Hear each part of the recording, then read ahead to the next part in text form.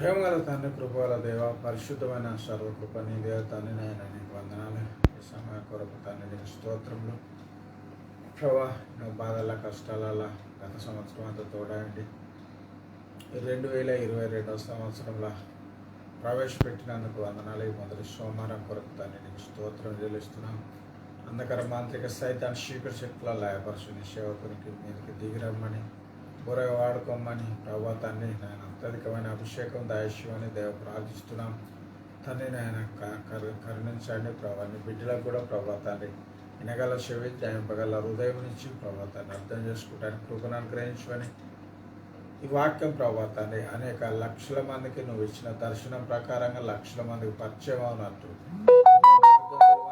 దురాత్మ దుష్ట సైతాన్ని శీఘ్ర శక్తులు లయపరచుకోండి. యేసు ప్రణాళికలో ప్రార్థిస్తున్నాం తండ్రి, ఆమేన్.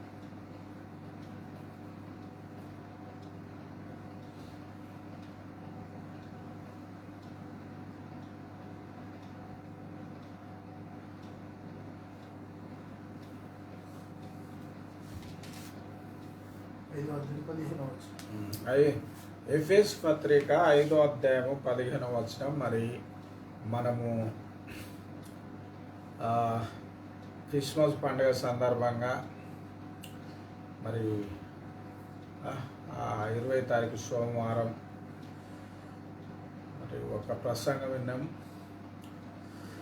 మరి నూతన సంవత్సరం కొరకు కూడా ఒక క్రొత్త ప్రసంగం మరి ఇందామని చెప్పాలని మరి ఉద్దేశం కలిగి ఉన్నా. లేక దేవుడు కూడా దర్శనం ఇవ్వవచ్చు, కానీ నాకు అంత గుర్తులేదు. కనుక ఒకటి, ఎవరికన్నా అర్థం కాదు, అర్థమైతలేదు అన్న బాధ ఉంటే తప్పకుండా దేవుడు సహాయం చేస్తాడు. ఎందుకంటే మరి 2 తిమోతి పత్రిక 2వ అధ్యాయం అనుకుంటా, అక్కడ ఒక మాట ఉంటుంది, చూద్దాం.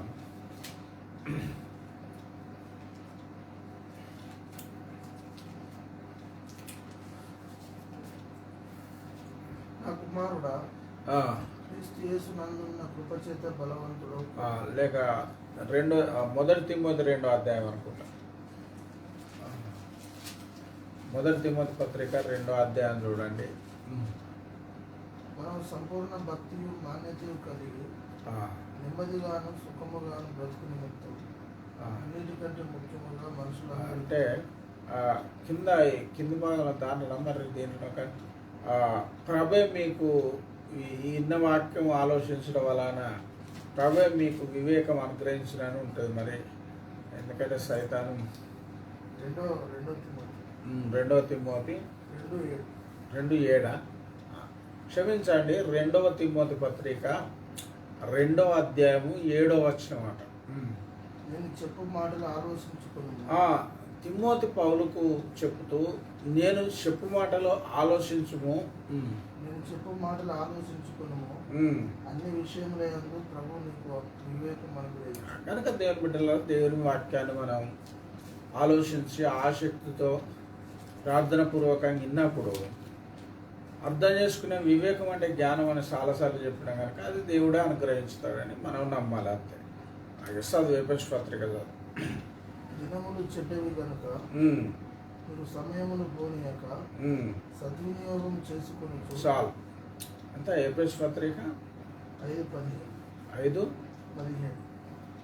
ఎఫెసు పత్రిక 5వ అధ్యాయం 15వ వచనము. దినములు చెడ్డవి గనక మీరు సమయము పోనీయక అని లేఖనము లేక దేవుని వాక్యం చెప్తారు. గనుక ఇప్పుడు బైబిల్లో యోహాను పత్రికల దేవుడు ఏమని రాయించిండు? ఆజ్ఞ అతిక్రమమే పాపం, ఆజ్ఞ అతిక్రమమే పాపం అయినప్పుడు, ఆజ్ఞ అతిక్రమమే పాపం అయినప్పుడు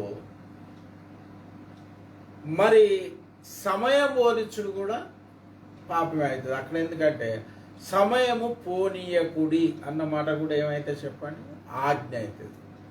గనుక మరి ఇలాంటి తప్పిదాలు, ఇలాంటి పొరపాటు చాలామంది ఆ, చేయడం మనం సంఘాలల్లో, మీ సంఘంలో మీరైనా మా సంఘంలో మేమైనా ఏ సంఘంలో అయినా కొంతమంది అలాగున చేసేవారు మనకు దర్శనమిస్తారు లేక కనిపిస్తారు. గనక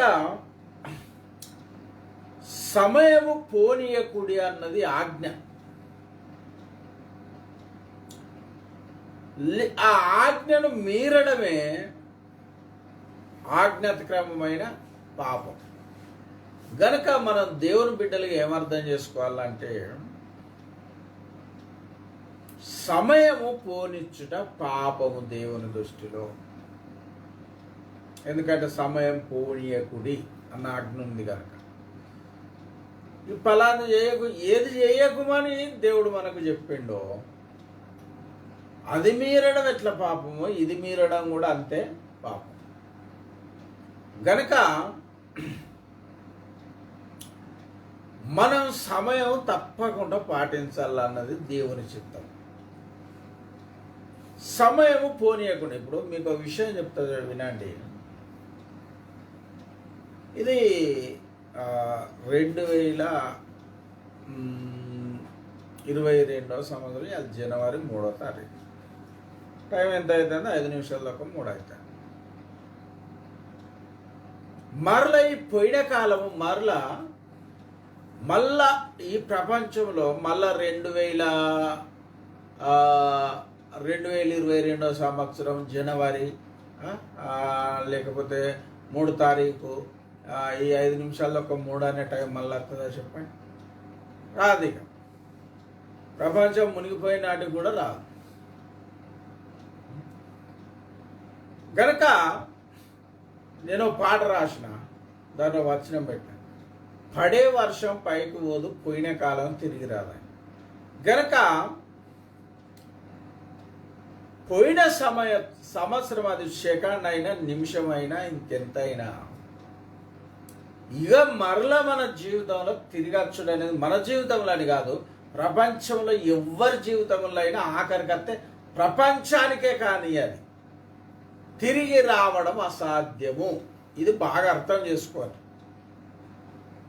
కనుక ఇప్పుడు చూడండి, నేను ఇప్పుడు నీకు మనం నిర్లక్ష్యం చేసి ఇప్పుడు నేను 3 వాక్యం చెప్పాలనుకున్నా, 4 చెప్పిన గంట కూడా కొట్టు, మళ్ళా 2022 లేక మళ్ళా 3 తారీఖు లేక 3 గంటల సమయం వస్తుందా? రాదు. అంతే. పోయిన కాలం తిరగచ్చుడు అసాధ్యం అనుకోవాలి, ఒక విధంగా చెప్పాలి. అది కాని పని. కనుక అందుకని మనం ఎందుకు ఇది చెప్తానంటే సమయం ఒక విలువ మీకు తెలియాలి. 10 రూపాయలు పోతే 10 రూపాయలు సంపాదించుకోవచ్చు.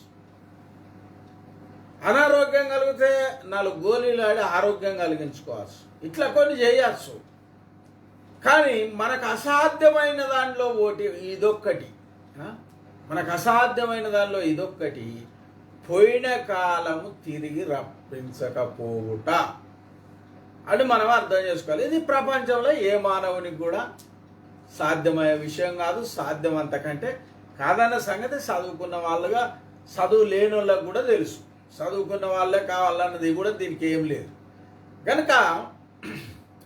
కనుక దేవుని బిడ్డలారా, అందుకే దేవుడు మరి సమయము పోనీయద్దు అని ఆజ్ఞాపించాడు. ఎందుకు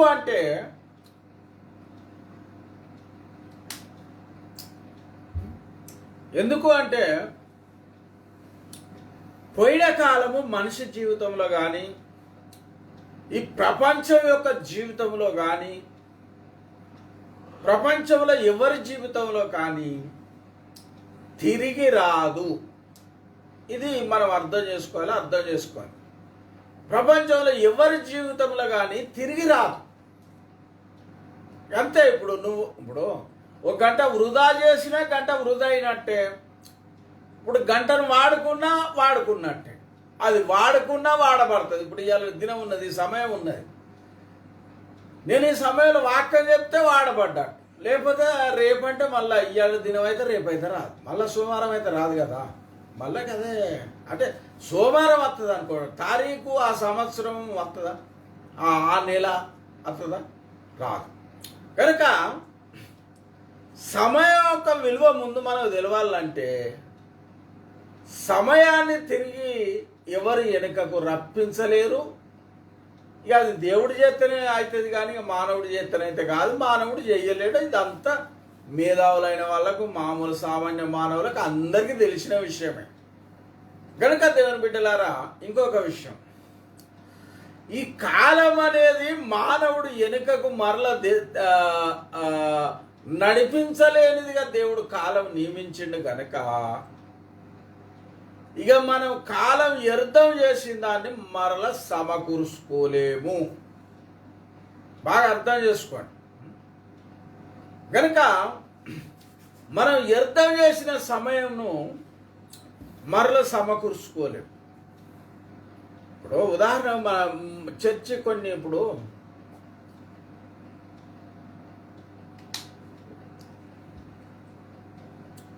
కొన్ని చర్చిలల్లా లేక మా చర్చిల్లో అందరు ఒక్కసారి అయితే ఏ చర్చిలో రారు కదా, చెప్పండి. వస్తారా?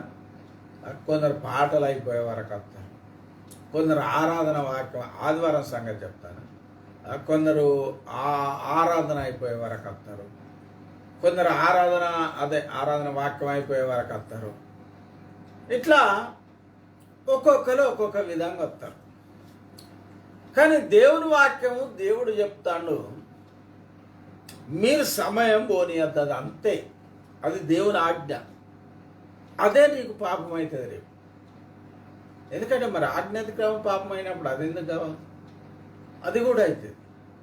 కనుక సరే, మనం ఇంతకాలము అందుకే నేను కొత్త సంవత్సరం ప్రసంగం చేస్తానని మరి దేవుడు నాకు, నేను మా చర్చిలో కూడా ఈ అంశం మీదనే మాట్లాడినా, కానీ ఇక దీని మీద మాట్లాడినంత అంటే అనుకూలత ఉండదు కదా. టకటక ముగించాలి, 12 అవుతుందని ముగించేసి. కనుక దేవుని బిడ్డలారా, ముందు మనకు సమయం యొక్క విలువ తెలవాలి. ఏదో 1,00,000 రూపాయలు లాస్ అయితే రేపు 2 లక్షలు సంపాదించుకోవచ్చు, అంతే. కానీ సమయాన్ని సంపాదించుకో. ఇప్పుడు మన వయసు కూడా అంతే కదా. ఇప్పుడు నాకు 51 ఉన్నది అనుకో, మళ్ళీ జీవితంలో 51 వస్తుందా చెప్పండి? ఇక రాదు కదా, రాదు. కనుక మన వయసు అయినా తిరిగి రాదు. మనము అనుభవించిన కాలం అది సుఖమైన దుఃఖమైన తిరిగి రాదు. కనుక కాలానికి ఒక లక్షణం ఉన్నది. అదేంటి చెప్పండి? పోయిన కాలము తిరిగి రాదు. పోయిన కాలం తిరిగి రాదు. గనుక అందుకే దేవుడు మనకు ఆజ్ఞాపించుతాడు, చెప్తాడు, సమయము పోనీయకుడి. గనుక దేవుని బిడ్డలారా, మరి నేను ఊరికనే సమయం పోనీయకుంటే అంటే మీకు సమయం విలువ తెలియదని దాంతో చెప్పిన. అది దేవుని నడిపింపులే చెప్పిన.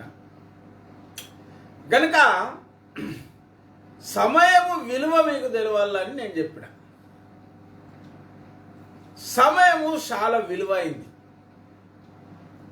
దాన్ని సద్వినియోగం చేసుకుంటే సద్వినియోగం అవుతుంది, దుర్వినియోగం చేసుకుంటే దుర్వినియోగం, అంతే. కానీ కాలం ఎవరి కొరకు ఆగది. ఆగుతుందా చెప్పండి? ఆగుతుందా? ఆగది. కనుక కాలం అనేది దేవుడు ఆపి తాగాల. అప్పట యెహోషువ ప్రార్థన చేస్తే కదా దేవుడు ఆపినట్టు అట్లా మరి గట్ర అయితే ఆగుతుంది. ఇక మరి అంతేకాని మనుషులు అయితే దాన్ని వాళ్ళు ఆపలేరు. మరి పోయిన కాలం మనకేమో తిరిగిరా. కనుక దేవుని బిడ్డలారా, దేవుని వాక్యం చెప్తుంది. మళ్ళీ ఇంకొక విషయం, దినములు షెడ్డయి అన్నది. ఈ షెడ్డ దినాలల్లా ఏ దేశంలో కానీ ఏ రాష్ట్రంలో క్రైస్తువులకు ఎటువంటి శ్రమలు వస్తాయో చూడండి, ఎటువంటి బాధలు వస్తాయో. కొందరాట ఏమన్నట్టు, కొందరాట ఒక కాలం రాబోతుందట, ఆ కాలంలో వాక్యం ఎత్తుకుతారట కానీ దొరకదట. అటువంటి కాలం ఒకటి దేవుడు నియమించిండు. దేవుని బిడ్డలారా, సాధారణ కాదు, దేవుడు నియమించిండు. అది చూడండి, ఆమోసు గ్రంథము 11వ అధ్యాయం 8వ వచనం అనుకుంటా. చూడండి దేవుని బిడ్డలారా, ఓషా క్షమించండి, నేనేమన్నా ఆమోస్ అన్నా, ఓషాయ గ్రంథం అంట, ఓషాయ గ్రంథం 11.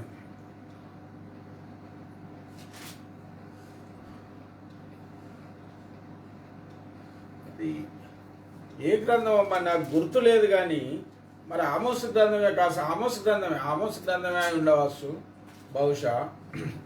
అక్కడ 11వ అధ్యాయం 8వ వచనంలో ఏముంటుందంటే, యెహోవా వాక్కు ఎదుకుటకు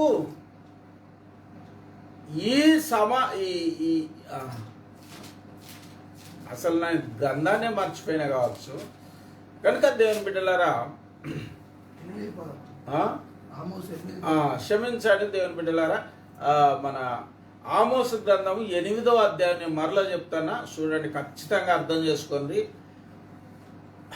ఆమోసు గ్రంథము 8వ అధ్యాయం 11వ వచనం.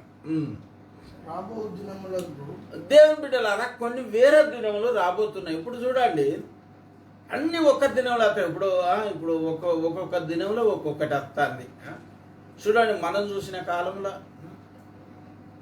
నేను చూసిన కాలంలో పైసా కాలం పోయింది, 2 పైసల కాలం పోయింది, 3 పైసల కాలం పోయింది, 5 పైసల కాలం పోయింది, 10 పైసల కాలం పోయింది, 50 ఆఖరికైతే రూపాయి బిల్ల మిగిలింది.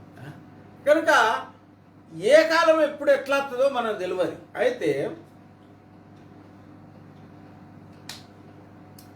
ఇప్పుడు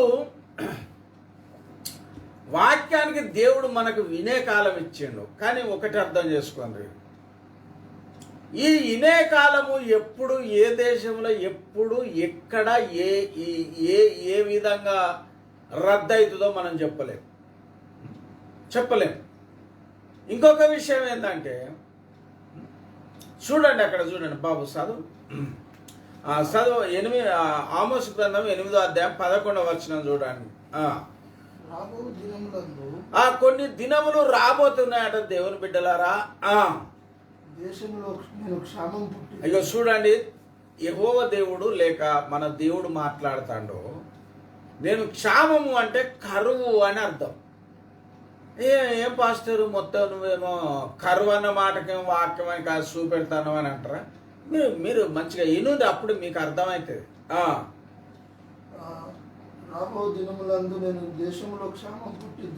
నేనే దేవుడు అంటాను, నేనే పుట్టిత్తును, దేశంలో క్షామం పుట్టిత్తును. అది అన్నపానములు లేకపోవుట చేత కలుగు విన్నారు కదా, అది అన్నపానములకు సంబంధించిన కరువు కాదు. అంటే ఆ టైంలో అన్నపానములు మనకు ఉంటాయి, అన్న వస్త్రాలు అవి మంచిగానే దొరుకుతాయి. కానీ మరి ఏంటిదిగా దొరికేది? మరి దేవుడు రప్పించే కరువు ఏంటిది? దేవుడే కావాలని కల్పించే కరువు ఏంటిదంటే చూడండి, కాక ఈ యెహోవా మాటను మనం ఇప్పుడు చూడండి, టీవీలలో విస్తారమైన వాక్యం వస్తుంది మనకు. మన భాషలో ప్రింట్ అయిన బైబుల్ ఉన్నాయి, సకటి కరెంట్ వెలుగు ఉన్నది. ఎంతో మందికి యవ్వన కాలం, మంచి ఆరోగ్యం, ఎంతో అవకాశం ఉన్నది. కానీ ఈరోజు చాలా మంది వాక్యం వినడం లేదు. ఆ వాక్యం చెప్పని సంఘాలలో లేచిపోవడం, కొందరు పట్టించుకోకపోవడం, ఇవన్నీ మనం జరుగుతున్నాయని తెలుసు. కనుక దేవుని బిడ్డలారా, దేవుడే ఒక కాలాన్ని నిర్ణయించిండు. అక్కడ దేవుడు ఏం చేస్తాడో చూడండి. ఇక అన్నపానములు మాటను వినకపోవడం వలన కలుగు క్షామంగా ఉండును. ఇదే యెహోవా వాక్కు అంటే దేవుడు మాట్లాడతాడు, దేవుని మాట అని అర్థం. కాబట్టి జనులు యెహోవా మాట వెతుకుటకై, దేవుని బిడ్డలారిగా బాగా వినండి, జనులు ఎవరు ఎతుకుతారండి యెహోవా మాట? క్రైస్తవులు తప్ప ఎవరు ఎతుకుతారు? యెహోవా మాటల కొరకు ఎతికేటోళ్ళు ఎవరు చెప్పండి? రక్షించబడిన వాళ్ళు ఎతుకుతారా? క్రైస్తవులే కదా. యెహోవా మాట వినాలన్న ఆశ వాళ్ళకు ఉంటుంది, క్రైస్తవులకే ఉంటుంది. కాబట్టి జనులు యెహోవా మాట వెతుకుటకై ఈ సముద్రం నుండి ఆ సముద్రం వరకు, ఈ సముద్రం నుండి ఆ సముద్రం వరకును, ఉత్తర దిక్కు నుండి తూర్పు దిక్కు వరకును, ఉత్తర దిక్కు నుండి తూర్పు దిక్కు వరకును సంచరింతురు గాని అది వారికి దొరకదు. చూసారా, యెహోవా వాక్యము దొరకని కాలం వస్తుంది అంటే బైబులే దొరకని కాలం అని అర్థం చేసుకోండి. మీకు మంచిగా అర్థం కావాలంటే అదే. ఇంకొక విషయం, ఆ బైబుల్ బోధించిన వాళ్ళకి ఆ బైబుల్ నీకు దొరకని కాలం రాబోతుంది. తర్వాత ఆ బైబుల్ బోధించేటోళ్ళు కూడా నీకు దొరకని కాలం రాబోతుంది. ఇది మనం దృష్టిలో పెట్టుకుంటే ఏ సమయం, అందుకే అన్నాడు దినములు షెడ్డయ్య గనుక ఎన్నడూ బైబులు సేవకులు దొరకని కాలం వస్తుందో, ఎన్నడూ బైబులే దొరకని కాలం వస్తుందో మనం చెప్పలేము. మరి దేవుడైతే ఇప్పుడు సర్వ సమృద్ధి ఇచ్చిండు, అన్ని దేశాలల్లో నడుస్తుంది అనుకుంటా. గనుక దేవుడే ఒక సమయం రానియబోతాడు. ఆనాడు యెహోవా వాక్కు మరి మనం ఇక ఒక విధంగా చెప్పాలంటే అక్కడ ఏమనుంది, ఉత్తర దిక్కు కాబట్టి జనులు యెహోవా మాట వెతుకుటకై ఈ సముద్రం నుండి ఆ సముద్రం వరకును, ఉత్తర దిక్కు నుండి తూర్పు దిక్కు వరకును, ఉత్తర దిక్కు నుండి తూర్పు దిక్కు వరకును సంచరింతురు. అంటే ఒక విధంగా చెప్పాలంటే లోకమంతరం దొరకదని అర్థం. ఎందుకంటే ఇప్పుడు మనం తూర్పు వైపు వేయడం అనుకో, గీడి పోతే తూర్పు అయిపోతుందా చెప్పంటారా? కాదు. ఉత్తర వైపు వేయడం అనుకో, ఉత్తరం గీడికి పోతే అయిపోతుందా? కాదు. అంతే కదా. గనుక ఇక ప్రపంచమంతా దొరకదు అనుకుంటా ఆ టైంలో. అటువంటి కాలం రాబోతుంది. కనుక దేవుని బిడ్డలారా, మనం ఆలోచించుకోవాలి. దినములు షెడ్డయి నీకు దేవుడు సమయం ఇచ్చిండు, ఆయుష్ ఇచ్చిండు. సరే, నీ ఉద్యోగం నువ్వు చేసుకో. దేవుడు చూడండి, 6 దినములు పని చేసుకోమన్నాడు పాత నిబంధనలో, 7వ దినం నాకు ఇవ్వన్నాడు దేవుడు. ఇవ్వాలి కదా మరి. అట్లా మా పై అధికారం ఒప్పుకోకపోతే దేవుడు క్షమించుతాడు. నేను కానీ ఒప్పుకున్నాను, నీకు అవకాశం ఉంటే రానప్పుడే అదే తప్పవుతుంది. ఇంకొకటి, నీకు సీమకాలంత పని అయినా కల్పించుకొని చర్చిని నిర్లక్ష్యం చేసి నువ్వు రాకపోవడమే తప్పవుతుంది. పై అధికారుల దగ్గర మరి పై అధికారులు కొన్నిసార్లు లోబడి దేవుడే అధికారం దేవుడు నియమించిందని అధికారులకు దేవుడే లోబడమన్నాడు కాబట్టి పెద్ద తప్పు కాదు. కానీ ఇప్పుడు చూడు, మనకి ఇటువంటి విస్తారమైన వాక్యం దొరికే సమయాన్ని మన దేవుడు ఇచ్చాడు. మీరు నెట్లు వినవచ్చు, మీరు కష్టపడిన అనుకుంటే చదవటానికి బైబిల్ మన భాషలో ఇట్లా ప్రపంచంలో దాదాపుగా అన్ని దేశాలలో అందరికీ దేవుడు బైబిల్ కల్పించాడు. ఇప్పుడు ఈ ప్రపంచంలో ఎన్ని కోట్ల బైబిళ్ళు ఉన్నాయో మనం చెప్పలేము. కనుక సొంత భాషలకు తర్జుమైనవి. కనుక దేవుని బిడ్డలారా, ఇటువంటి కాలం ఒకటి రాబోతుంది. అటువంటి కాలం రానప్పుడే ఈ యెహోవాకు దొరికే కాలంలో, సేవకులు దొరికే కాలంలో, లేక బైబుల్ దొరికే కాలంలో మనం వాక్యానికి సమయం పోనీయద్దు. యదా బాబు ఎఫెసు పత్రికలకు గనక పోనీయద్దు.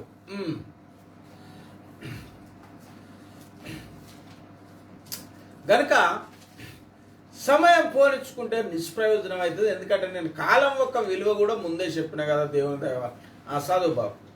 దినములు చెడ్డవి గనుక సమయమును గనక దేవుని బిడ్డలారా, దేవుడు సమయం పోనీయకమంటాడు. నువ్వు పోనిచ్చినావు అంటే అర్థం ఏందో తెలుసా?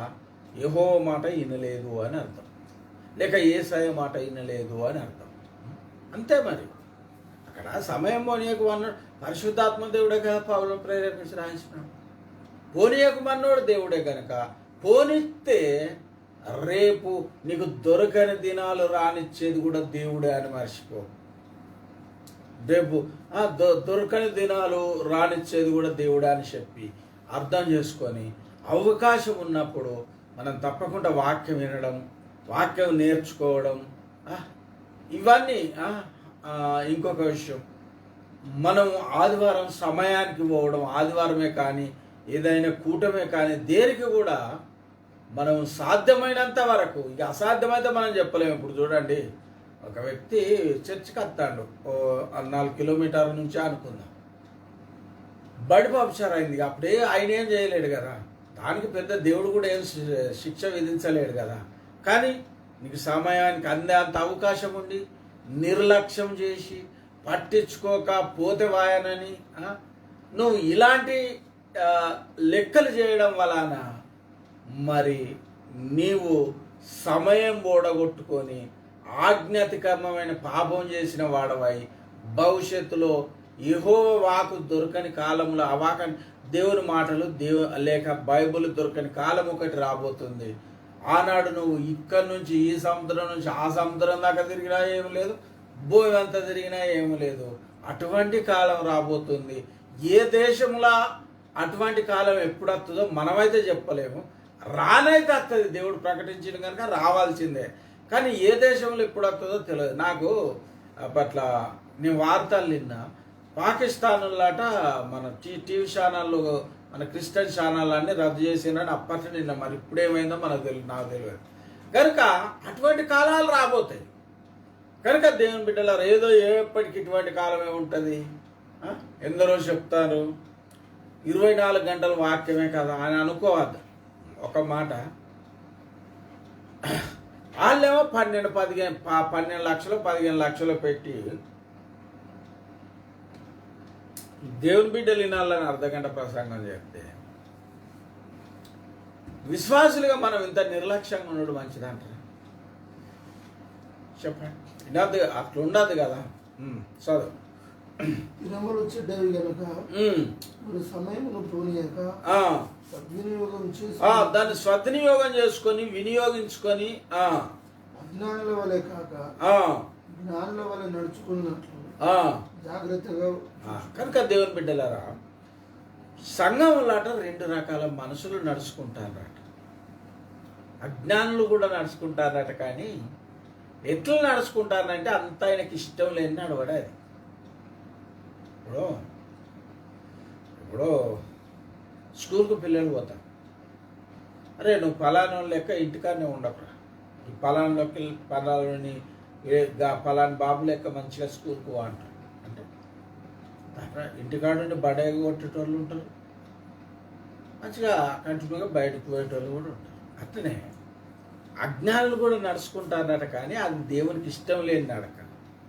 మీరు అట్లా నడుచుకోవద్దు. కొందరు జ్ఞానులు ఉన్నారు, ఆ జ్ఞానులు నడుచుకున్నట్టు అజ్ఞానుల వలెగాక, వాళ్ళ వలెగాక జ్ఞానుల వలె నడుచుకొని. మరి ఇంకొక విషయం, నువ్వు జ్ఞానుల వలె నడుచుకోవాలంటే ముందు నీకు దేవుని గురించిన జ్ఞానం ఉండాలి కదా. అది లేకపోతే ఎట్లా నడుచుకోలేవు కదా, నడుచుకోలేవు. కనుక దేవుని బిడ్డలారా, ఈ సమయం పోనిచ్చేటోళ్ళను దేవుని వాక్యం అజ్ఞానులని పిలుస్తాను. నేను కాదు, దేవుని వాక్యం చెప్ అజ్ఞానుల వల్ల నడుచుకోకుండా అంటే ఇక అజ్ఞానులు సమయాన్ని పాటించడం లేదన్నట్టే కదా, దేవునికి ఇష్టం లేకుండా నడుపుతానన్నట్టే కదా. అవును కదా. కనుక జ్ఞానుల వలె సమయాన్ని సందర్భాన్ని ఎరిగి జ్ఞానులు ఎట్లా నడుచుకుంటారో మీరు అలాగూ నడుచుకోండి. అట్లా మీరు జాగ్రత్త పడుడి అని లేఖనం చెప్తారు. విన్నారు కదా, జాగ్రత్త పడాలి. కనుక మనం ఇప్పుడు ఎవరైనా పెళ్లి పిలుపు ఉన్నదనుకో, మనోళ్ళది ఉన్నదనుకో, పోతావా అని అంటావా? అట్లా అనుకోలేము. ఇంకొక విషయం, ఈ సమయం పూడగొట్టుకోవడం అనేది ఇదంతా మన నిర్లక్ష్యం వలన, మనకు వాక్యం అంటే ఆసక్తి లేకపోవడం వలన వేరే ఎన్నో కారణాలు ఉంటాయి. అటువంటి కారణాల వాటి జరుగుతాయి. సరే, కారణాలు ఏవైనా దేవుని వాక్యం చెప్తుంది అజ్ఞానుల వలెగా. అజ్ఞానులు కూడా నడుచుకుంటారు, కానీ అది నాకు ఇష్టం లేని నడక, అది నాకు అవసరం లేదు, నీవు అలాగ నడవద్దు అని దేవుడు చెప్తాడు. మీకు ఉదాహరణకు వాక్యం గుర్తు చేస్తా. మత్తయి సువార్తలో ఉపవాసం చేసే నీతిమంతుల కొరకు యేసయ్య చెప్తూ ఏమన్నాడు? వేషధారుల వలె మీరు ఉండకూడి అన్నాడు. అంటే వేషధారుల భక్తి వేస్ట్ అన్నట్టే కదా. వేషధారుల వలె ఉండకూడి, వాళ్ళు మనుషులకు కనిపించేవాళ్ళని ఉపవాసాలు, ఈ ప్రార్థనలు, ఆ ప్రార్థనలు చేతరని కొన్ని చెప్పాడు. మీరైతే ఇంట్లోకి పోయి తలుపేసుకొని పరలోకమందు రహస్యమందున్న మీ పరలోక తండ్రి చూసినట్టు ప్రార్థన చేసుకోండి. కనుక దేవుని బిడ్డలారా, ఈ అజ్ఞానుల వల్ల నడుచుకోవడం, ఈ ఏ వేషధారుల వల్ల ప్రార్థనలు చేయడం, ఇది మనకేనాటికి కూడా క్షేమకరం కాదని తెలుసుకొని సమయం పోనీయకుండా జాగ్రత్త పడండి. సరే, ఈ సమయం కొరకు పాత నిబంధన ఏం చెప్తానో చూడండి. ఇర్మియా గ్రంథము మరి 48వ అధ్యాయము మరి 10వ వచనం. ఇర్మియా గ్రంథం 48వ అధ్యాయం 10వ వచనం. విన్నారు కదా దేవుని బిడ్డలారా, యెహోవా కార్యం చూడండి. ఇప్పుడు సంఘం అన్నప్పుడు పెద్ద పెద్ద సంఘాలల్లా సాపలేసే పనికి ఉంటాయి. సంగీతం అందించటం, సంగీతానికి సరే పాటలు పాడరు, పాస్టర్ వాక్యం చెప్తాడు. ఇటువంటి కొన్ని బాధ్యతలు సంఘంలో ఉంటాయి. ఈ యెహోవా యొక్క కార్యాలు, యెహోవా కార్యము అశ్రద్ధగా అంటే శ్రద్ధ లేకుండా, ఇష్టం లేకుండా, పట్టింపు లేకుండా, నిర్లక్ష్యంగా చూశారు, విన్నారు కదా, శాపగ్రస్తుడు అని. ఏమంది?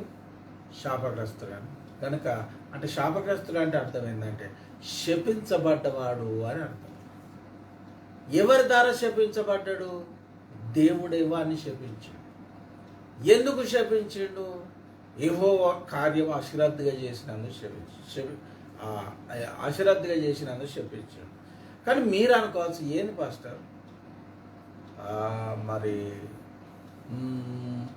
ఈ సంవత్సరానికి క్రిస్మస్ పండుగ ఒక్కసారి వచ్చేటోళ్ళు, కొత్త సంవత్సరానికి ఒక్కసారి వచ్చేటోళ్ళే బంగుల మీద బంగులు కడతాను. మరి మేము నమ్మకంగా దర్శనం బాగాలుగుతాం, టైంకి చర్చికి పోతాం.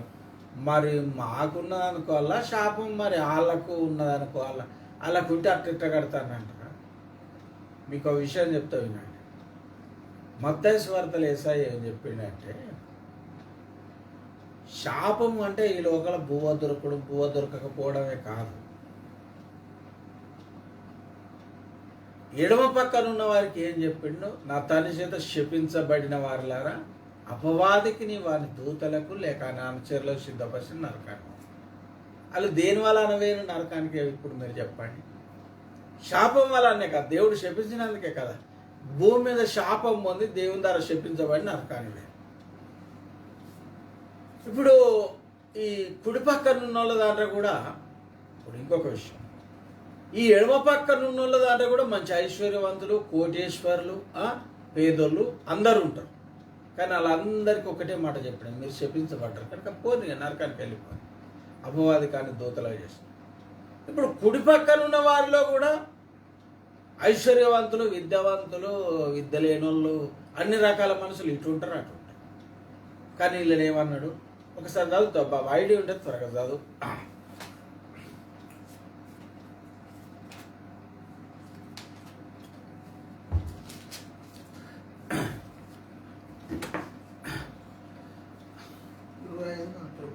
ఇరవై 25వ అధ్యాయం మత్తయి సువార్త 25వ అధ్యాయం 41వ వచనం.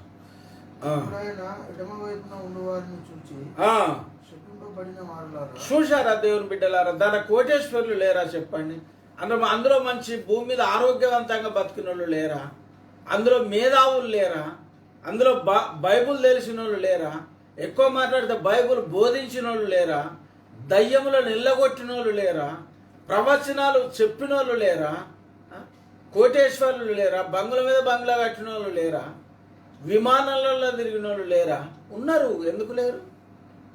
ఉన్నారు. కానీ శపించాడు దేవుడు కనుక నరకానికి పోవాల్సి వచ్చింది. ఏసారి ఇంకో వచనం చదువుతాం.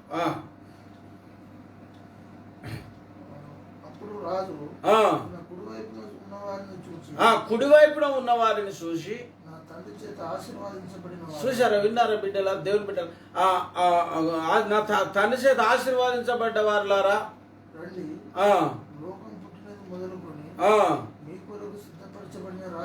చూసారా? లోకం పుట్టిన మొదలు అప్పటి నుంచే దేవుడు సిద్ధపరిచిండట. మరి దీవించబడ్డ వారులారా లేక ఆశీర్వాదించబడ్డ వారులారా అంటే, ఈ ఆశీర్వాదించబడి పరలోకం బయట వాళ్ళ పేదోళ్ళు లేరా? గరీబులు లేరా, అక్షరజ్ఞానం లేనోళ్ళు లేరా, అన్ని రకాలు ఉంటారు. దీంట్లో ఉంటారు, దాంట్లో ఉంటారు. కనుక దేవుని బిడ్డలారా, పరలోకం పోవుడు అనేది కూడా ఒక దీవెన. అది నీతిని బట్టి వస్తుంది. మనం చేసే పాపాలను బట్టి, అతిక్రమాలను బట్టి శాపం వస్తుంది. నువ్వు భూమి మీద సుఖంగానే ఉండవచ్చు, కానీ ఎడమవైపు నుంటే నరకం, కుడివైపుకి వస్తే పరలోకం. కుడివైపు నుంటే ఉన్నోళ్ళకు దీవింపబడ్డోళ్ళు అన్నారు, ఎడమవైపున ఉన్న వాళ్ళని శపించడం. కనుక మనకి ఇక్కడ ఏం శాపం ఉన్నదా దీవెన ఉన్నదా అని తెలియకపోవచ్చు, కానీ ఒకరోజు తీర్పు దినం ఉన్నది, తేలిపోతుంది. మీకు ఒక విషయం చెప్పాలా, యేసయ్య చెప్పిండు, మీకు తెలిసే ఉండదు, చాలాసార్లు దైవజనుల ద్వారా వినే ఉంటారు. కాబట్టి ఇక మత్తయి 7వ అధ్యాయంలో 21వ వచనం కావచ్చు, మరి భవిష్యత్తుతో మీకు ఒక విషయం చెప్తా వినండి. యేసయ్య ఒక మాట చెప్పాడు,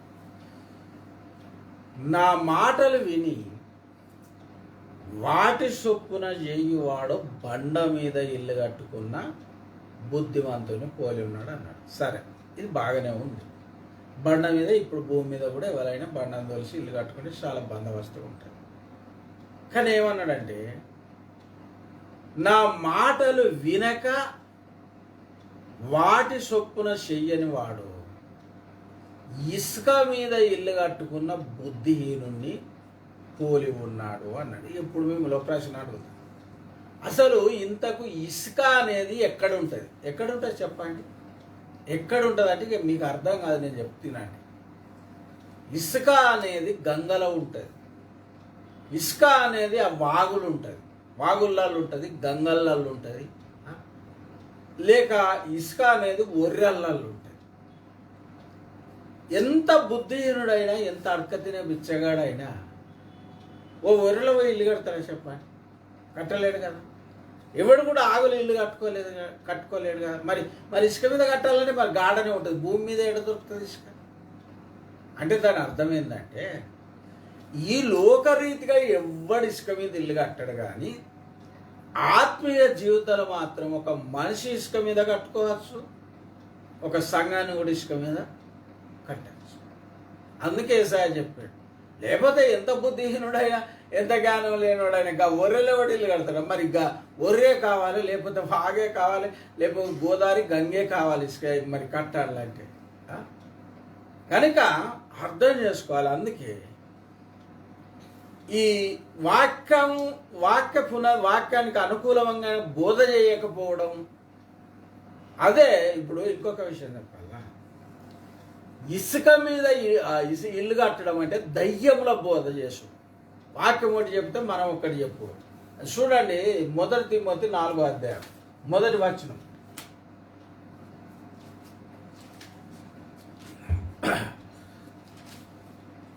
అయితే కడవరి దినములలో కొందరు అబద్ధికుల వేషధారణ, చూడు, వాళ్ళ అబద్ధికులై వేషధారణ అంటే భక్తి వేషం వేసుకొని వేషధారణ వలన మోసపరుచు ఆత్మలు అంటే దురాత్మలు అన్నట్టు.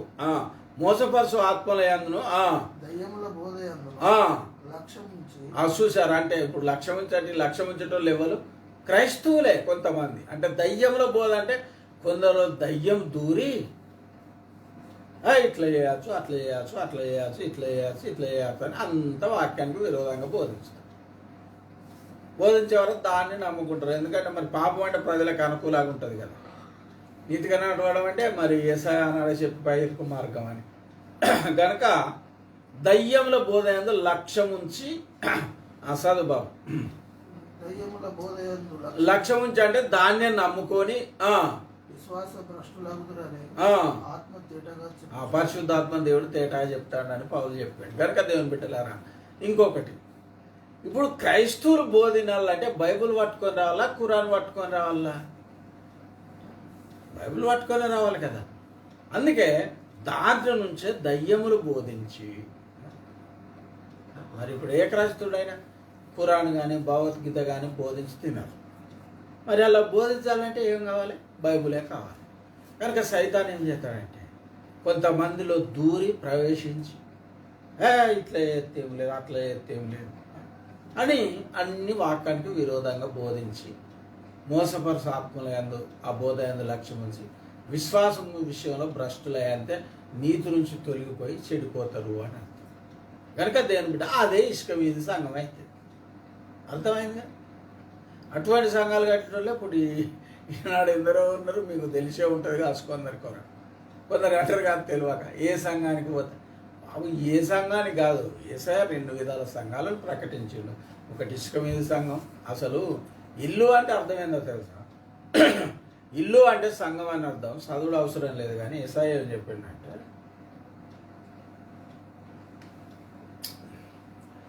ఇల్లు కట్టువారు నిషేధించు రాయి అది మూలకు తలరాయ. ఇల్లు కట్టువారంటే పాత నిబంధనలో శాస్త్రు పరిచయం, రాయి అంటే యేసయ్య.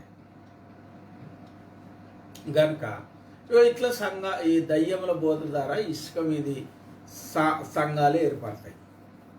ఇసుక మీది సంఘాలు అంటే మరి ఇక వరదచ్చను అది కూలిపోయాను అన్నాడు కదా యేసయ్య. అంటే తీర్పు దినమున దేవుని ఎదుట నిలువది అని అర్థం కాదు, నరకానికి పోతారని అర్థం.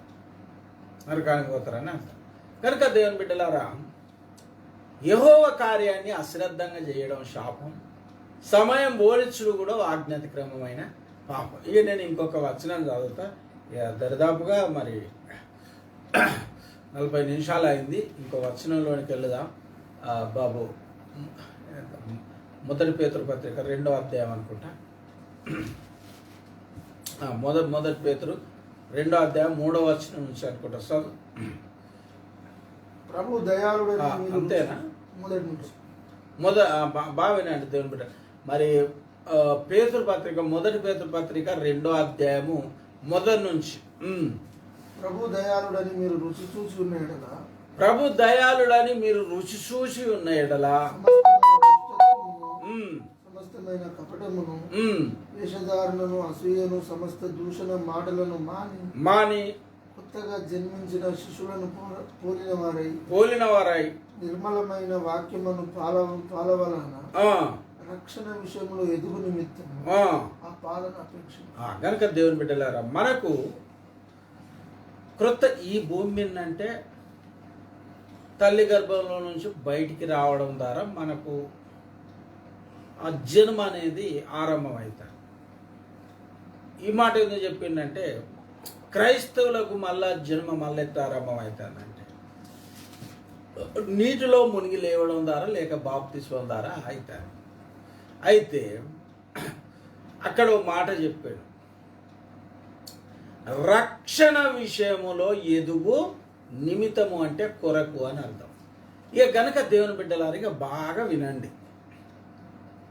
రక్షణలో ఎదగడం ఉన్నది. ఏముంది చెప్పండి? ఎదగడం ఉన్నది. రక్షణ విషయంలో ఎదగడం ఉన్నది. రక్షణ విషయంలో కాదు, ప్రతిదానికి భూమి మీద దేవుడు ఎదగడం అనేది పెట్టాడు. మీకు చెప్తా వినండి. ఇప్పుడు భూమి మీద 84 లక్షల జంతువులు ఉన్నాయట. 84 లక్షల జంతువులు అంటే అన్ని ఒక జాతికి చెందినవి కాదు, ఒక కోవకు చెందినవి. ఇప్పుడు ఏనుగు 1, సింహం 2, గొర్రె 3, మేక 4, ఇట్లా 84 లక్షల జంతువులు ఉన్నాయట. ఇక బాగా వినండి. ఈ భూమి మీద ఇప్పుడు ఈనాడు ఒక మరి కోల్లాగా పుట్టింది అనుకో, అది రేపే బండి గుంజడానికి పనిచేస్తుందా? చేయదు. మరి ఇప్పుడు అది రేపు బండి గుంజడానికి పని చేయాలంటే ఏం కావాలి? అది తప్పకుండా ఎదగాలి, అంటే పెరగాలి. ఎదగడం అంటే పెరగడం అని అర్థం. ఇప్పుడు ఇవాళ ఒక గుర్ర పిల్ల పుట్టింది, రేపే దాని మీద ఎక్కి ప్రయాణం చేసుకోవడానికి పని చేస్తుందా? చేయదు. అది కూడా ఏం కావాలి? ఎదగడం కావాలి. అంతే కదా. గాడిద పిల్ల పుట్టింది, ఈరోజు దాని మీద రోళ్ళు వేసుకొని బరువులు వేసుకొని పోరాదు. అది కూడా ఎదగాలి. అంటే పనిచేసే ప్రతి జంతువు ఏదైనా చెయ్యదైనా చేసేదైనా ఎదగాలి. సరే, తినే జంతువుల కొరకు మా చెప్తాను. ఇప్పుడు ఈరోజు ఒక కోడిపిల్ల పుట్టింది. ఈరోజు ఒక కోడిపిల్ల పుట్టింది. ఈరోజు ఒక కోడి పిల్ల పుట్టింది, ఈరోజే కోసుకొని తినడానికి పని చేస్తుందా? చెయ్యదు.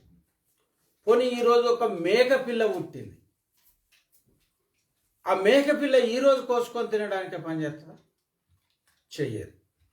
చెయ్యదు.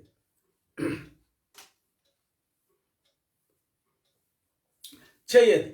అంటే ఇప్పుడు చూడండి, తినే జంతువులైనా ఈరోజు చేప పిల్ల పుట్టింది అనుకోండి, తినడానికి పని చేస్తారు.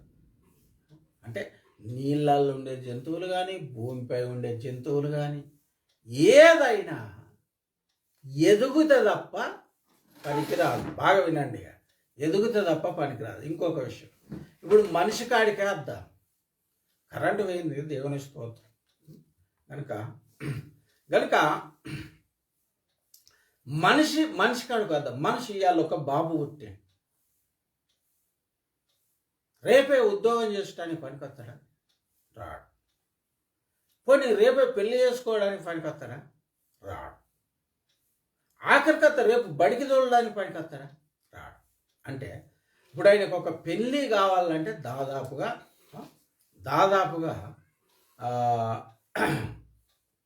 ఎంత 18-20 సంవత్సరాల వయసు రావాలి. 18-20 సంవత్సరాల వయసు వస్తే ఆ వయసులో అప్పుడు పెళ్ళి పెరిగితే పెళ్ళి అయినట్టు. కనుక దేవుని బిడ్డలారా, ఇప్పుడు ఒక చెట్టు పెట్టినాం, ఈరోజు చెట్టు నాటుతాను, ఓ మామిడి చెట్టు నాటినాం, రేపే మామిడి పండ్లు కాస్తుందా? కాయ. ఒక చింత చెట్టు నాటినాం, రేపే చింతకాయలు కాస్తుందా? కాయ. అంటే చెట్టు కూడా ఏం కావాలి? ఎదగాలి. ఒక మాటలో చెప్పాలంటే భూమి మీద ప్రతిదానికి దేవుడు ఎదుగుదలే పెట్టిండు. ఏదైనా ఎదుగుతూనే పనికి వస్తుంది. ఇప్పుడు మనకు వరి పొలాలు చూస్తాను, ఇలా నాటేసి రేపు కొయ్యలేము కదా. జొన్న చేను అయినా అంతే కదా. జొన్న చేను అయితే మొలకలు రావడానికే కొన్ని రోజులు పడుతుంది. మక్క పెరడైన మొలకలు రావడానికే కొన్ని దినములు పడుతుంది. కనుక దేవుని బిడ్డలారా, ఒక్క మాటలో మీరు 84 లక్షల జంతువులు అని చెప్పిన చూడండి. ఈ 84 లక్షలల్లా ఇప్పుడు సింహం ఉందనుకోండి, సరే, అది వేటాడి జంతువులను చంపుకొని తింటుంది. సరే, ఇయ్యాలని ఇప్పుడే పుట్టింది అనుకో, అది దేని పోయి చంపుతుందండి? సింహము లేకపోతే ఇప్పుడు పెద్ద పులి పుట్టింది అనుకోండి, పెద్ద పులి పుట్టింది అనుకోండి, ఇప్పుడే పోయి ఒక పెద్ద ఏనుగా తెద్దు మీద వాడి చంపుకొని తినగలుగుతుందా చెప్పండి? సాధ్యమేనా? కాదు. కనుక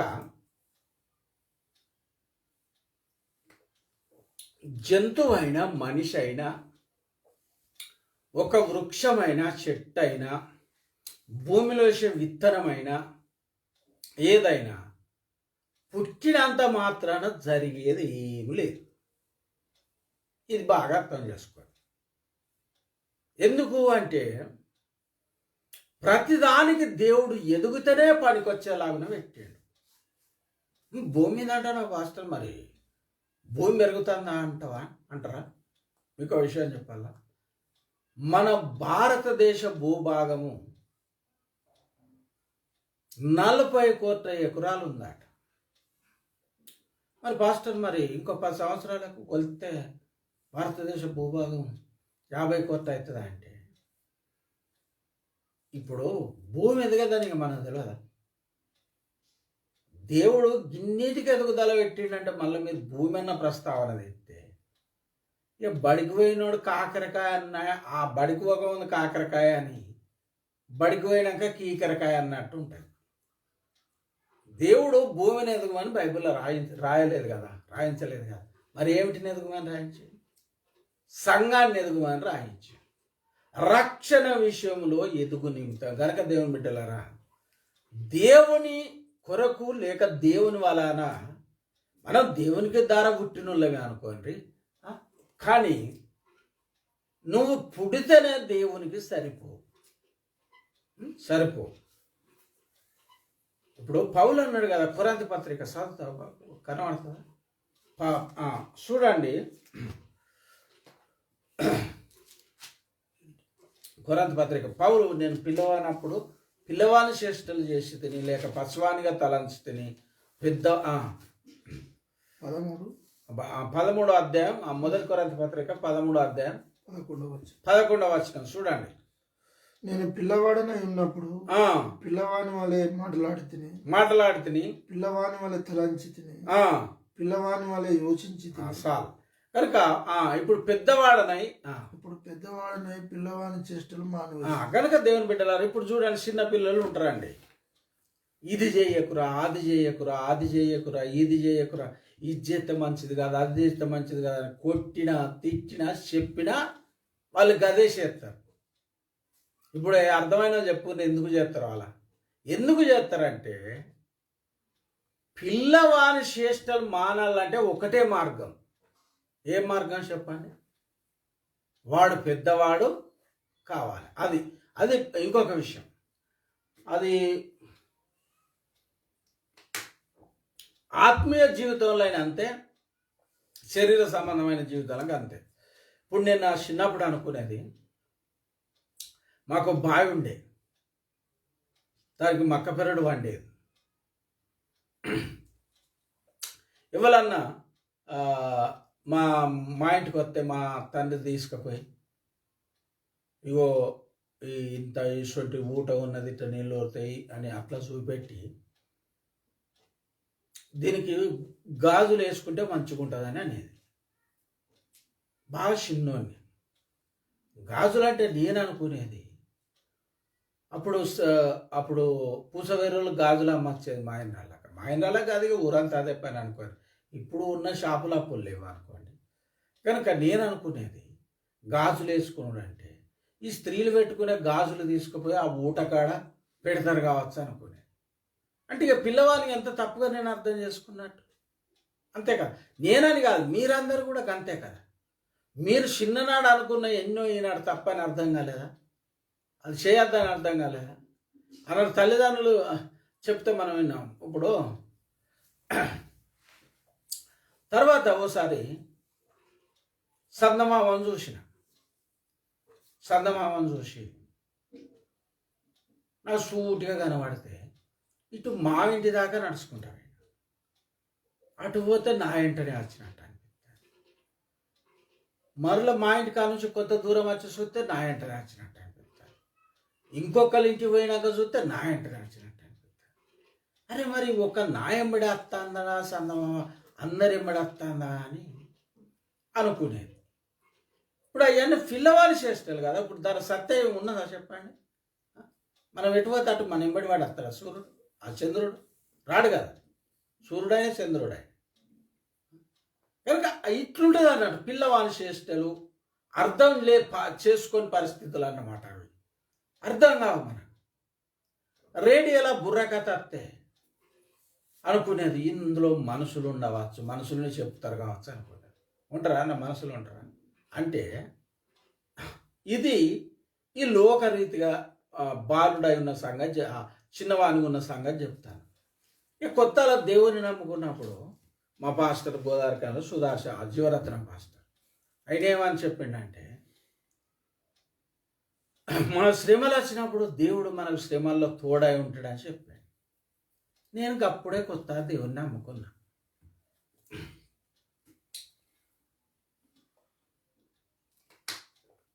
నేను అనుకుంటానా ఆ దేవుడు శ్రమలు రానిచ్చుడు ఎందుకు, ఆ తోడై ఉండు ఎందుకు, అదంతా ఎందుకు? దేవుడు శ్రమలు రాకుండానే కాపాడితే అయిపోతుంది కదా అని నేను అనుకుంటాను. ఆత్మీయ జీవితంలో కూడా ఇట్లనే ఉంటాయి. ఒకసారి ఆంధ్ర నుంచి గోదావరికంలో ఒక కాడ మీటింగ్ పెడితే పోయినా. ఆ పాస్టర్ ఏం చెప్తానంటే దేవుడు నడిపిస్తాడు అని చెప్తాను. నేను అనుకుంటాను మనం నడవద్దు, దేవుడు అయితే నడిపిస్తాడు. ఈ అన్ని పరిశేషాలు ఆత్మీయ జీవితంలో కూడా మనం పిల్లలుగా ఉంటే దేవుని వాక్యాన్ని అర్థం చేసుకోలేము. తర్వాత లోకరీతిగా కూడా పిల్లలుగా ఉంటే వేస్ట్. లోకరీతిగా అర్థం కావు. ఎందుకంటే పిల్లవానిగా తలంచి తిని పెద్దవాడనైనాక ఏమన్నాడు అసాదు బాబాసాద్, ఇప్పుడు పెద్దవాడనై పిల్లవాని చేష్టలు అట్లా. కనుక దేవుని బిడ్డలారా, ఏదో పిల్లవాని చేష్టలు మనకు ఆత్మీయ జీవితంలో కానీ మొత్తం లోకరీతిగా కానీ మనం మానాలంటే పిల్లవాడిగా ఉన్నప్పుడు అది అసాధ్యం. అది ఎవడ నువ్వు ఎన్ని దెబ్బలన్నా కొట్టి ఏమన్నది ఒకే ఒక మార్గం అని మనకు తెలుసు. ఇప్పుడు మేము చిన్నప్పుడు దేకుళ్ళని గోళీలు ఆడేది, మీరు కూడా ఆడి ఉంటారు కావచ్చు. గోళీలు ఆడేది ఇప్పుడు ఆడతామా చెప్పండి? చిన్నపిల్లలతో ఆడుకున్నట్టు ఆడుకో. ఇప్పుడు చిన్నపిల్లలు బొమ్మలు కావాలంటారు, ఏమో కావాలంటారు. కానీ అదే పెద్ద వయసు వచ్చినాక వాళ్ళకి ఆ బొమ్మలు గిమ్మలు అవన్నీ ఉంటాయా చెప్పండి? ఉండవు కదా. కనుక మనము చూడండి, ఇంకొక వాక్యం చదివితే నేను ముగించుతా బాబు. గలతీ పత్రిక ఒక చూడండి, పిల్లవానిగా ఉంటే ఏమవుతుందో చూసుకొని నేను ముగించుతా. మన టైం కూడా అవుతుంది, ఒక 5 నిమిషాలు ఉంది. గలతీ పత్రిక 4వ అధ్యాయము 1వ వచనం. మరియు నేను చెప్పినది ఏమనగా, దేవుని బిడ్డలారా, మరియు నేను చెప్పున్నది ఏమనగా వారసుడు అన్నిటికీ కర్త. బాగా వినండి దేవుని బిడ్డలారా, ఈ వచనంతో ముగించుతాను. ఈ నూతన సంవత్సరానికి ఇదొక ప్రసంగం, బాగా వినండి. మరియు నేను చెప్పినది ఏమనగా వారసుడు అన్నిటికీ కర్త అయి ఉన్నను, బాలుడై ఉన్నంత కాలము అతనికి దాసునికి ఏ భేదము లేదు. ఇక బాగా వినండి, ఇక్కడ నేను దీన్ని చెప్పి ముగిస్తా. వారసుడు అంటే ఇవ్వాలంటే, ఇప్పుడు మా తండ్రి ఆస్తికి ఎవరు వారసుడు? నేనే కదా, నేనే. ఇప్పుడు లోకంలో ఒక బాబు పుట్టాడు, ఓ 6 నెలల వయసులోనే వాళ్ళ నాన్న చనిపోయాడు. అయినా ఆ ఆస్తికి ఆయనే వారసుడు అవుతాడు కదా. కానీ ఆత్మీయ జీవితంలో అలాగ జరగదు. అంటే ఒకవేళ దేవుడు తీసుకపోతే జరగచ్చు, బాప్తిస్మం తీసుకున్న 5 నెలలకే చచ్చిపోతే జరగచ్చు. కానీ ఆత్మీయ జీవితంలో అయితే ఒకడు బాలునిగా ఉన్నంత కాలము అన్నాడు అక్కడ వాక్యంలో. అంటే ఒకడు ఆత్మీయ జీవితంలో ఎంత కాలమైన బాలునిగానే ఉండొచ్చు, ఎంతకాలమైనా ఉండొచ్చు. 20 సంవత్సరాల వయసులో నమ్ముకున్నాం అనుకో, 70 సంవత్సరాలు బతికినాం అనుకో, 50 సంవత్సరాలు కూడా నువ్వు బాలునిగానే ఉండవచ్చు. ఎందుకంటే అక్కడ ఏమన్నాడంటే బాలుడై ఉన్నంత కాలము, అంటే ఎంతకాలమైన ఒకడు ఉండొచ్చు.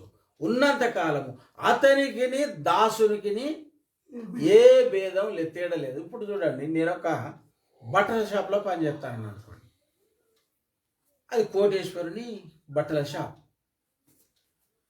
నాకు జీతం ఇచ్చి నేను చేస్తాను.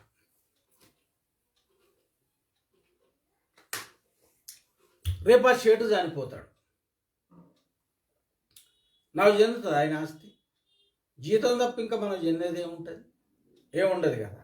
అలాగుననే కానీ ఆయన కొడుకు మాత్రం 6 నెలలోడైనా కడుపులో, ఆయన చచ్చిపోయే టైంలో కడుపులో ఉన్నా చెందుతుంది, అంతేకాదు పుట్టినాక చెందుతుంది. కానీ పరలోకం అట్లా చెందదు. అందుకే ఈ ఉదాహరణ చెప్తాను.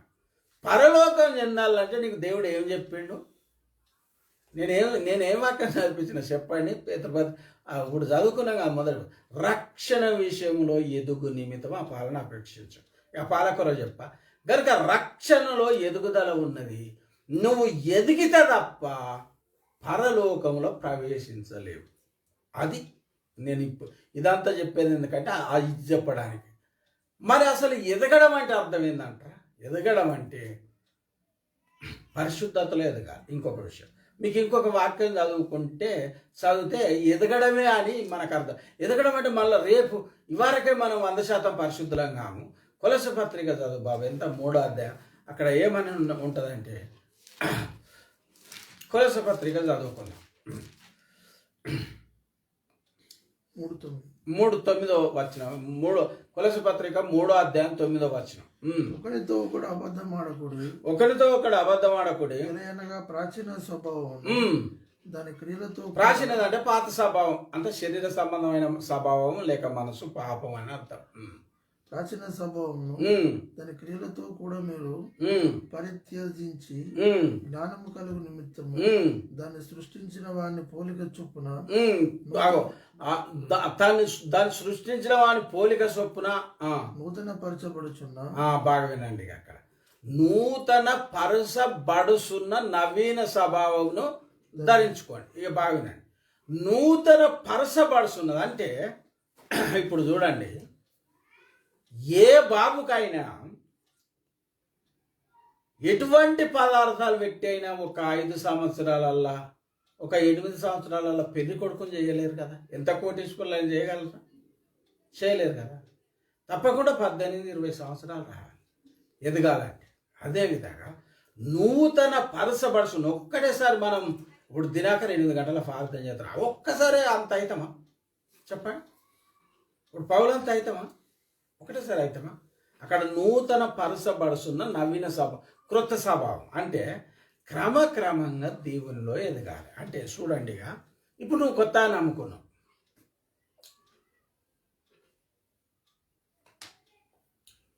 కొత్తగా నమ్ముకున్న నీవు ఇవాళ 5 గంటల ప్రార్థన చేయగలవా? నీకు 5 నిమిషాల ప్రార్థనే రాదు. చేయగలవా? చేయగలవు. ఇవాళనే బైబిల్ చదివి అర్థం చేసుకోగలవా? ఏమర్థం కనుక నూతన పరసబడుచున్న స్వభావం అంటే మనం క్రమక్రమంగా ఈ శ్వాసలుగా ఎట్లా అంటే క్రమక్రమంగా ఎదగాలి. అంటే క్రమక్రమంగా పరిశుద్ధతలో, అంటే ఇప్పుడు ఇలా నమ్ముకున్నాడు పశువన్న పరిశుద్ధత వచ్చింది నాకు.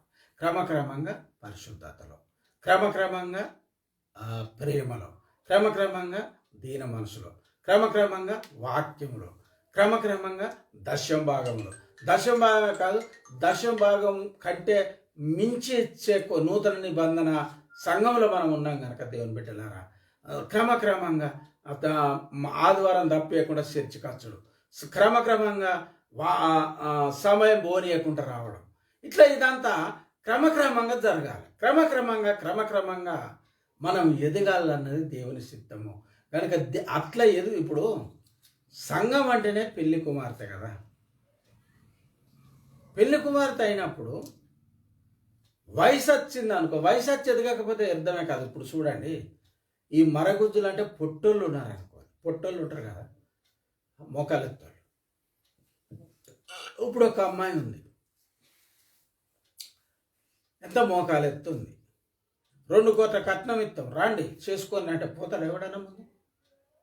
అమ్మ 2 కోట్లు కదా పోతుందంటే ఎందుకు పోడు అంటే ఆమె మోకాలెత్తే ఉన్నది కనుక పెళ్లి చేసుకుంటానికి అర్హురాలు కాదు. ఓ మోకాలెత్తు పొట్టైన ఉన్నాడు, 10 కోట్ల ఆస్తి ఉన్నది, 10 కోట్ల ఆస్తి ఉన్నది. నన్ను చేసుకుంటాలో 10 కోట్ల ఆస్తి ఉంటుంది రండి అంటే ఎవరన్నా పోతారా? పోరు. ఎందుకు అంటే ఈ మోకాలెత్తున్న వాళ్ళు పెళ్లి చేసుకోవడానికి అర్హులు కాదు. చెప్పండి, పెళ్లి చేసుకొని పిల్లలు కానీ మళ్ళా ఇదంతా చేయగలరా? చేయలేరు కదా. అదేవిధంగా ఆత్మీయ జీవితంలో నువ్వు మోకాలెత్తులో ఎదిగిపోతే ఉంటే దేవుడు కూడా నిన్ను పెళ్లి చేసుకోడు. నువ్వు పెళ్లి కుమార్తె అన్నప్పుడే నీకు ఒక వయసు ఉండాలి,